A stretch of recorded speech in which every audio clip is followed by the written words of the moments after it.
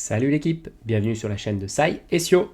Aujourd'hui, format présentation Master 7. Avant de débuter, juste merci et bienvenue aux nouveaux qui nous ont rejoints. Voilà, la chaîne avance progressivement et si vous prenez du plaisir à regarder ce qu'on fait, n'hésitez pas à nous rejoindre et à vous abonner. Vous avez d'ailleurs l'Insta qui est présent juste à côté là. Hop, si vous voulez nous rejoindre, il y a aussi quelques pépites sur l'Insta, je vous assure que ça vaut le détour. Alors, c'est parti pour la présentation de ce Master 7 qui me tient vraiment à cœur. Parce qu'il n'y a pas qu'évolution prismatique dans la vie, je vous assure. Master 7 japonais. S12A, V-Star, Univers. Ce Master 7 là, pour simplifier et vulgariser pour ceux qui ne font que du français, vous êtes sur l'équivalent à peu près de Zénith Suprême. Voilà, avec quelques petites pépites en plus, vous allez voir. Mais ce Master 7, c'est mon bébé, je le kiffe. Ça a été une tannée. Qu'est-ce que je peux vous en dire avant de le découvrir? C'est un Master 7 qui est quand même colossal. C'est les Master 7 de fin d'année au Japon, donc des boîtes qui sont fournies petit format de 10 boosters qui contiennent une SAR obligatoire. Ce que vous trouvez d'ailleurs sur l'équivalent d'évolution prismatique au Japon, SV8A, qui est un format identique. C'est des formats qui sont ultra agréables à ouvrir parce que vous avez une SAR obligatoire. Donc vous savez qu'à chaque display, vous aurez une SAR qui contiennent aussi des God Packs que je vais vous présenter parce que là, en termes de God Pack, incroyable celui-là.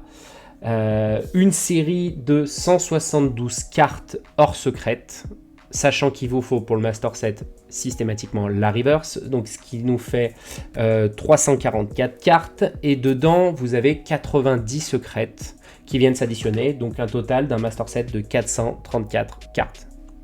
Rien que ça. Ça prend du temps. J'ai mis celui-là, je l'ai fait en un an, je crois à peu près, quand il était sorti. J'en ai ouvert et après j'ai fait pas mal de choses aussi à l'unité parce qu'au bout d'un moment, faut pas se buter à l'ouverture, ça ne sert à rien. Sans plus tarder, en avant pour la découverte de cette petite pépite, ce Master 7 là que j'adore. Je vais essayer déjà de vous montrer tout de suite l'holographisme de cette série que j'adore, qui est vraiment particulier. Est-ce que je peux vous le montrer sous ce format là? Ça brille peut-être pas assez, il va me falloir regardez ce qu'on va faire. Ça va pas m'aider, ça va pas m'aider. Alors on le voit, vous voyez, un peu craquet d'holo. Juste magnifique, honnêtement c'est une tuerie.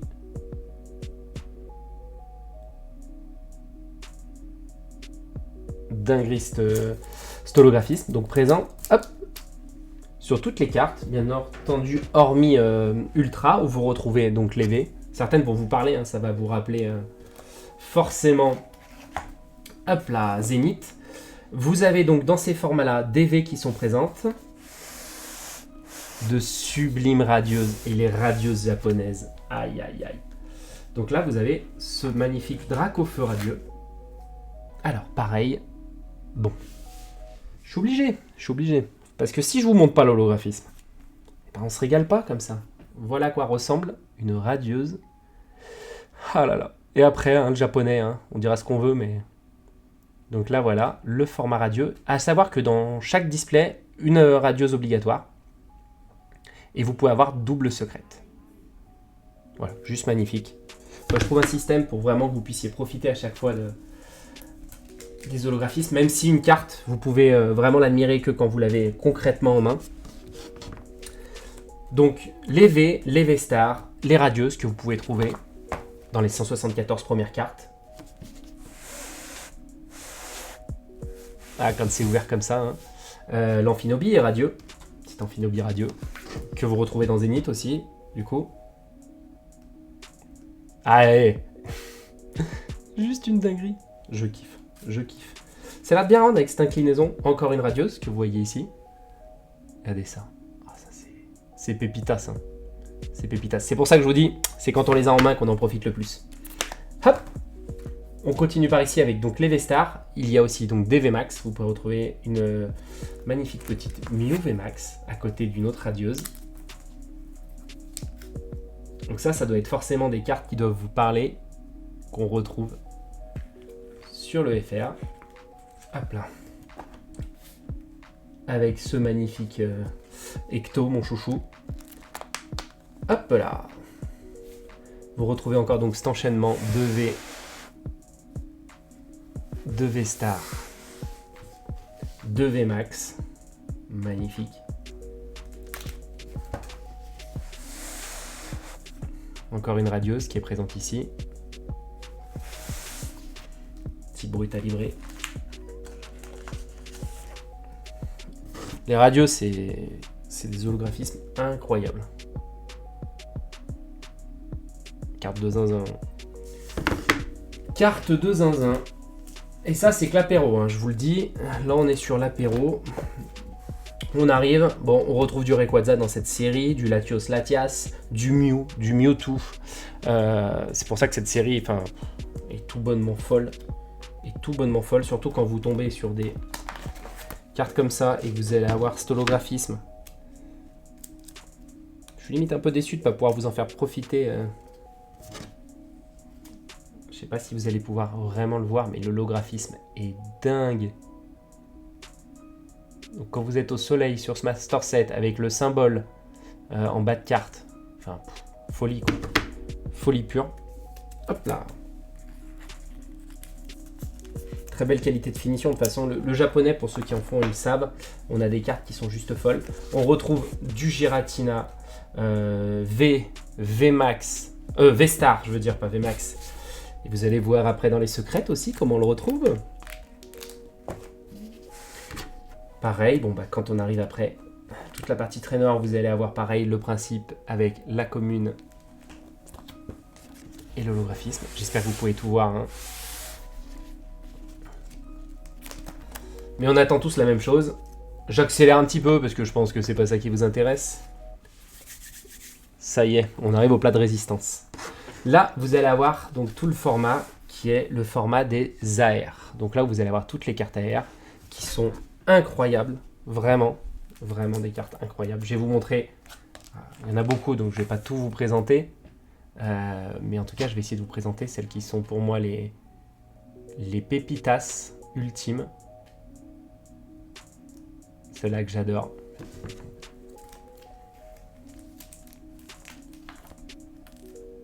Et quand on arrive là sur ces pages, attention, c'est là où... Bah ça claque. Alors, une qu'il faut absolument voir, hein, que les fans de Zénith connaissent, cette magnifique Mew. Regardez-moi ça. Pourquoi Pokémon, c'est une folie? Pourquoi on aime ça? Mais c'est pour des trucs comme ça. Mais regardez-moi cette carte de Mew, quoi. Puis en Jap, elle rend tellement bien. On doit avoir des fans de Deox. Petit Deoxys.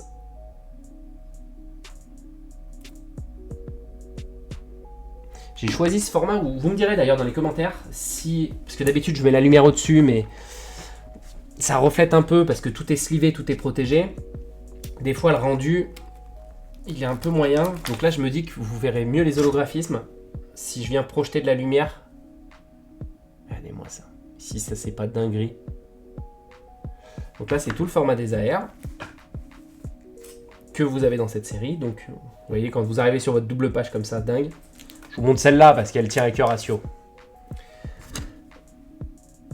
Ça, c'est Métamorphe. Et vous le voyez ici. Il est caché ici, en gros. Vous voyez, on le voit à sa tête. Hein. Celle-là, sur l'adore.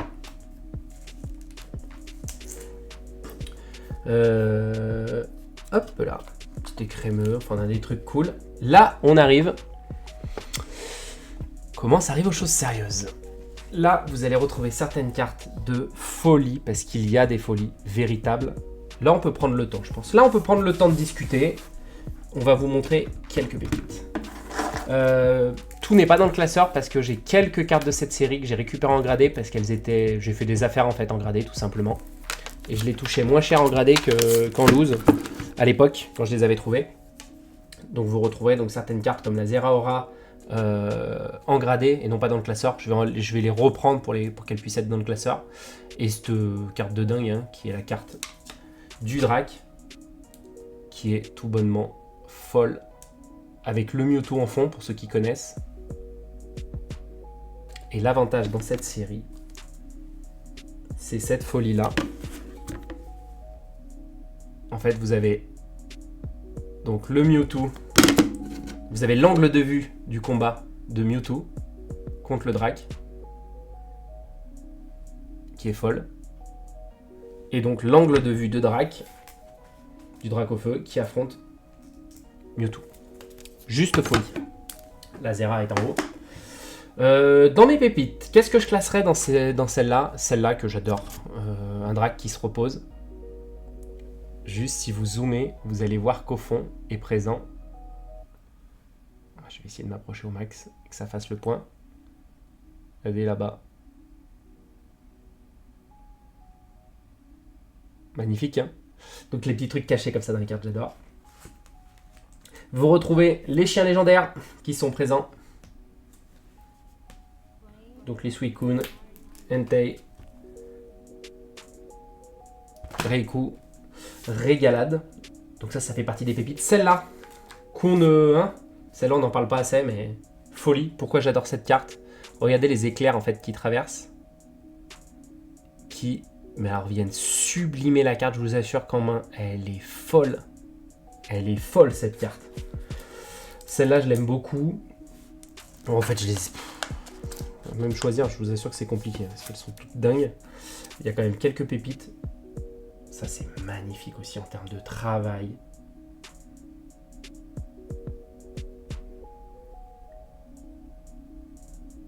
C'est des cartes de dingo. Je vous assure qu'un Master Set de Zénith, ça calme. Ça calme. Pour moi, c'est quelque chose qui, dans le futur, va forcément être plus recherché. Pour moi, c'est le genre de Master Set que vous pouvez faire. Alors, je dis pas qu'à moindre coût, parce que tout a un coût dans Pokémon. Mais ça reste hyper abordable, les cartes. Vous pouvez retrouver des cartes de ce type-là en secret. On parle d'une dizaine d'euros, quoi. Quand on voit les prix de certaines secrètes à l'heure actuelle, sur d'autres séries, je vous assure que ça revient pas si cher que ça, quoi. Faut en parler de cette merveille aussi. Hein. Sublime. Sublime, sublime, sublime. Pour ça que les coups de SV8A, je vais faire le Master Set de SV8A que je vous présenterai. Par contre, pour moi, je suis pas sûr qu'on reste sur les prix actuels. Il y a une folie autour de cette série. J'aurais du mal à croire que ça va continuer comme ça. Vous retrouvez ici, donc pareil, tous les traîneurs. Et pour le coup, bah voilà, c'est ce que je vous disais. Ça d'ailleurs, c'est un petit tips, mais en France, alors ça c'était à l'époque de la hype des traîneurs, tout ce qui était dresseur japonais, c'était ultra cher. Et moi, je récupérais ça en France. Pour le coup, alors ça vaut vraiment le coup parce que la Cynthia en 10, ça coûtait un avant-bras. Ça coûtait un avant-bras. C'était très recherché. Elle est magnifique d'ailleurs. Cette carte, je l'adore. Et donc, je la touchais moins cher en 10 qu'en loose. Parce que je l'ai acheté aux enchères. Et donc, je l'ai touché vraiment pas cher. Irida était une des plus recherchées aussi. Alors, pourquoi on va le dire de façon subtile. Parce qu'au Japon, on aime beaucoup les dresseurs. Mais on aime beaucoup les dresseurs qui sont des femmes, donc les dresseuses, et on aime beaucoup les dresseuses qui sont vêtues le plus léger possible. C'est le côté un petit peu waifu au Japon, même si ça s'est vraiment calmé, parce qu'il y avait une période où je vous assure que c'était intouchable, hein. Ça valait mais une fortune. Une carte comme ça, c'était plus de 150 € quoi, sur le côté dresseur, alors que maintenant c'est plus abordable. Celle-là, vous la preniez, elle était hyper compliquée à obtenir, parce que très demandée au Japon. Ça faisait partie de ça, alors que à côté, un dresseur, mais il vous coûtait 2 € quoi. C'était une dinguerie. Hop, je vais vous montrer celle-là, que j'aime beaucoup. Hop.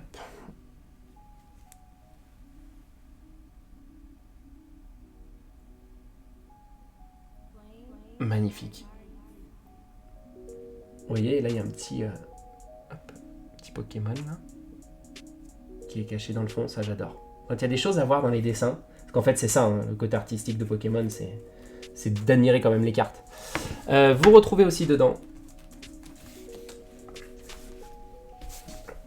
il y avait des énergies secrètes à récupérer, de chaque type, sublime.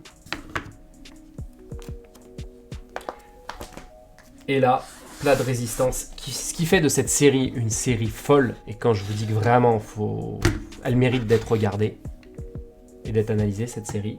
Hop là. Déjà, les golds. Les golds qui sont dingues. On va prendre le temps de les regarder. Donc avec l'holographisme de ces... Elles sont folles. Donc tout ce qui est Dialga, Palkia, Arceus. Il faut que je vous montre celle-là, parce que celle-là, mais le taf. Mais le taf de cette carte. Regardez ce que fait l'holographisme. Et vous aurez ça.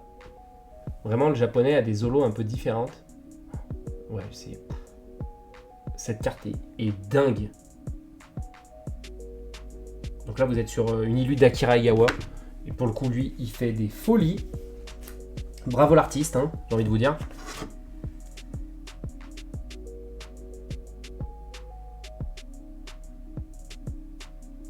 Vous avez vu ce travail?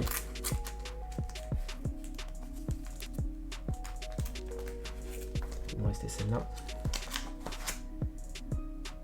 Et donc, tout est dans la... Enfin, ça, vous le voyez, hein. Toutes les golds ont le même style. Forcément, parce qu'on a remis la réalisation des golds à la même personne. Donc, vous êtes sur Akira Igawa qui a fait les différentes golds. Donc, vous retrouvez cet esprit. Et donc, vous avez un quatuor de gold incroyable et réalisé par le même illustrateur. Grosse folie. Ensuite, pourquoi je vous dis que cette série, je vois pas comment à l'avenir, certaines de ces cartes ne vont pas être extrêmement recherchées. Cette page-là, ce que vous retrouvez là, qui est juste sublime une fois de plus quand vous les avez en main, c'est le God Pack. C'est-à-dire que quand vous avez un God Pack sur S12A, vous avez ça. Et vous ne pouvez les avoir que en cas de God Pack. Donc c'est pire que ce que vous pouvez retrouver dans les autres séries. C'est que si vous voulez le Master Set, il vous faut le God Pack. Sans le God Pack, vous ne finissez pas le Master Set. Et ces cartes-là ne sont accessibles que via God Pack. Donc faut le sortir, quoi. Faut le sortir. La carte la plus chère de la série, elle est là. C'est la plus recherchée.